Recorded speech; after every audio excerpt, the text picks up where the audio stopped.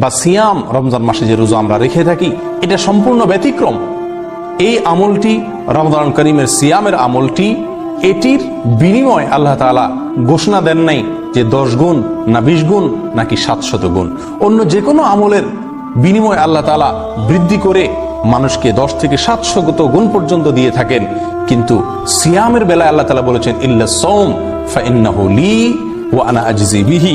সিয়াম বা রোজা এটা শুধুমাত্র বান্দা আমার উদ্দেশ্যে রাখে, কারণ অন্য কোনো আমলের ভিতরে মানুষ লৌকিকতা বা মানুষকে দেখানোর উদ্দেশ্যে করতে পারে, কিন্তু একজন মানুষ সিয়াম পালন করা অবস্থায় তিনি যত খারাপ মানুষই হন না কেন, একাকী নির্জনে থাকলেও পান বা আহার করেন না, তার মানে তিনি সিয়ামটি সম্পূর্ণ আল্লাহর জন্য পালন করেছেন। কেউ না দেখলেও তিনি খাচ্ছেন না বা পান করছেন না, তিনি আল্লাহ তাআলা দেখছেন এই কথা মনে করে নিজে সিয়ামটাকে পরিপূর্ণ করছেন। এই জন্য হাদিসে আসছে, আল্লাহ তাআলা হাদিসে কুদসিতে বলেন ইল্লা সাওম, সমস্ত আমলের বিনিময়ে যত গুণ বৃদ্ধি করে দেয়াই হোক না কেন, সিয়াম বা সাওমটা ব্যতিক্রম।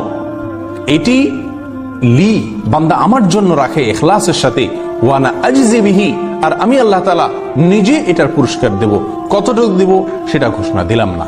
এই সিয়াম সম্পর্কে আল্লাহ সুবহানাহু ওয়া তাআলার এই হাদিসে কুদসির পরেই এই একই হাদিসে সহিহ বুখারী এবং মুসলিম আরো কথা এসেছে।